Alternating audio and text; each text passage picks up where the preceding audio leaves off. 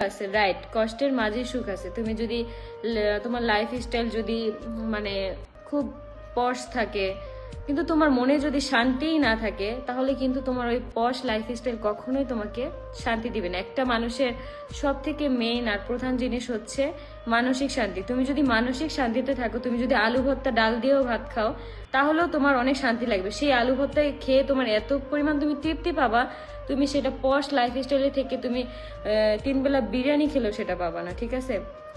দামি দামি জামা কাপড়, তারপর হচ্ছে গাড়ি বাড়ি থাকলে মানুষ সুখী হতে পারে না। মানুষের মনের মধ্যে সেই শান্তিটা থাকতে হয়। সেটা যদি থাকে, অবশ্যই তুমি হচ্ছে ভালো থাকতে পারবা, ঠিক আছে?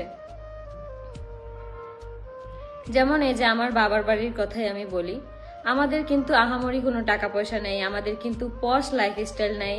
আমাদের হচ্ছে 2টা ছোট রুম, এই 2টা রুমের মধ্যে আমরা থাকি। বাসাটা চেঞ্জ করব ভাবতেছি, মানে এখন না, একটু সময় লাগবে। তো আমরা কিন্তু আলহামদুলিল্লাহ খুব ভালো আছি। আমাদের বাসায় কিন্তু ডেলি ডেলি মুরগি মাছ মাংস রান্না হয় না, আমরা কিন্তু সব মিলিয়ে ঝিলেই খাই, যেহেতু আমাদের একটা মধ্যবিত্ত ফ্যামিলি। একদিন দেখা যায় আলু ভর্তা করলে, তারপরের বেলা হচ্ছে ডাল, একবেলা আমরা যদি মাছ খাই, তারপরের বেলা শাকসবজি দিয়ে ভাত খাই, ঠিক আছে? কিন্তু ওই খাওয়াটার মধ্যে একটা তৃপ্তি আছে, একটা শান্তি আছে, যেটা হচ্ছে তুমি 3 বেলা বিরিয়ানি খেলেও পাবা না, ঠিক আছে? আর আমাদের লাইফ স্টাইল খুবই সাধারণ। আমরা খুব সাধারণভাবে জীবনযাপন করি। আর আমি যত বড়ই হই না কেন, আল্লাহ আমাকে যত উপরে উঠাক, কিন্তু আমি সবসময় এরকমই থাকতে চাই। কারণ এই লাইফটার মধ্যে যে কি শান্তি, একমাত্র যারা মধ্যবিত্ত শুধু তারাই জানো। তাদের হচ্ছে মধ্যবিত্তদের ফ্যামিলির মধ্যে হয়তো টাকা পয়সা নাই, মানে ওই রকম ইয়া নেই, কিন্তু খুব শান্তি আছে। ফ্যামিলির প্রত্যেকটা মেম্বারের সাথে তোমার বন্ডিং ভালো থাকবে, মানে যাই খাও, অল্প খাও, কিন্তু সবাই একসাথে মিলেমিশে খেলে সেই জিনিসটারই খুব বরকত হয়। So beautiful, thank you.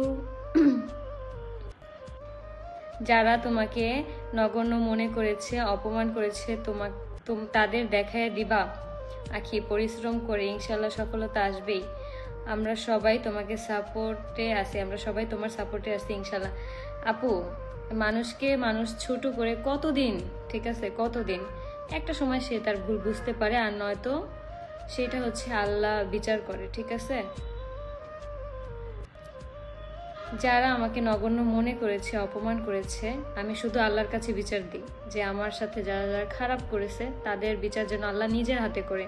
Already করা শুরু করছে আল্লাহ, ঠিক আছে?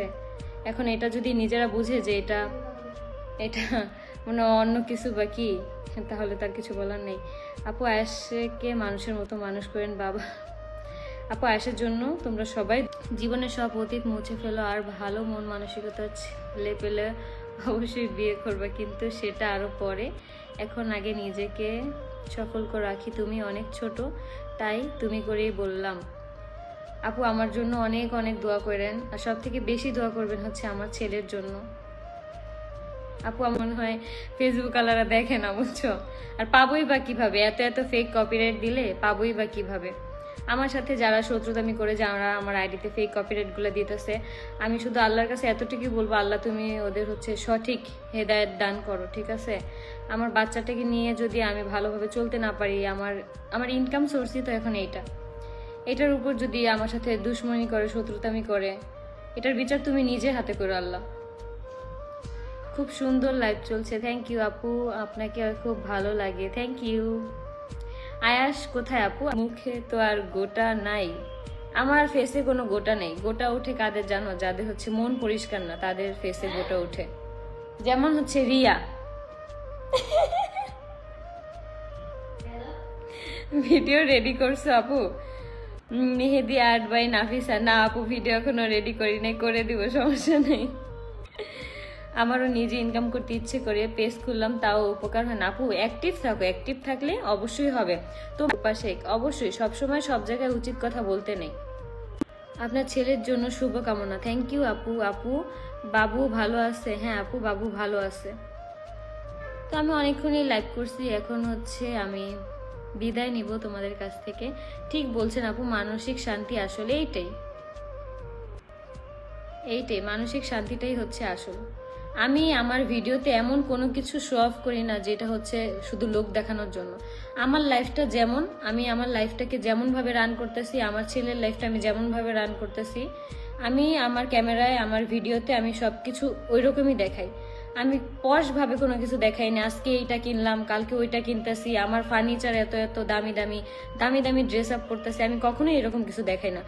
আমি যে জিনিসটা আমি 200 টাকা দিয়ে কিনি সেটা আমি তোমাদের সাথে শেয়ার করি যে এটা আমি 200 টাকা দিয়ে কিনছি, যেটা আমি 10 টাকা দিয়ে কিনি সেটা আমি তোমাদের সাথে শেয়ার করি যে এটা আমি 10 টাকা দিয়ে কিনছি। আমার ভিডিওতে কোনো লুকোচুরি কোনো কিছু পাবা না, তোমরা কোনোদিনও পাবা না। আমার যে ডেইলি ব্লগগুলো যায়, আমার সারাদিন যেমন কাটে ঠিক তেমনই যায়। আমি সারাদিন যেই আলু ভর্তা, শাক, ডাল, মাছ যা দিয়েই খাই আমি সেটাই তোমাদেরকে দেখাই। আমার ভিডিওর মধ্যে কোনো কোনো কিছু মিথ্যা পাবে না। অনেকেই ভিডিও বানায় যে আজকে এইটা কালকে সেটা, ভিডিওর মধ্যে এত দেখানোর মতো কিছুই না। আমি যেমন, আমাকে যদি সবাই এমনভাবে অ্যাকসেপ্ট করে এটাই আলহামদুলিল্লাহ। দেখানো জিনিসও বোঝা যায় আর যেটা হচ্ছে রিয়েল সেটাও বোঝা যায়, মানুষ সবই বুঝে, ঠিক আছে। সকলের জন্য ভালোবাসা রইলো, থ্যাংক ইউ। আল্লাহ হাফেজ, আল্লাহ হাফেজ। আমি হচ্ছে এখন লাইভটা শেষ করে দেব। সবাই সুস্থ থাকো, ভালো থাকো, সুন্দর থাকো, আর অবশ্যই সবাই সুন্দরভাবে জীবনযাপন করার চেষ্টা করবা। লাইফ যখন যেরকম সেইভাবে আমাদের থাকতে হবে, আল্লাহ আমাদের কপালে যা রাখছে তাই হবে।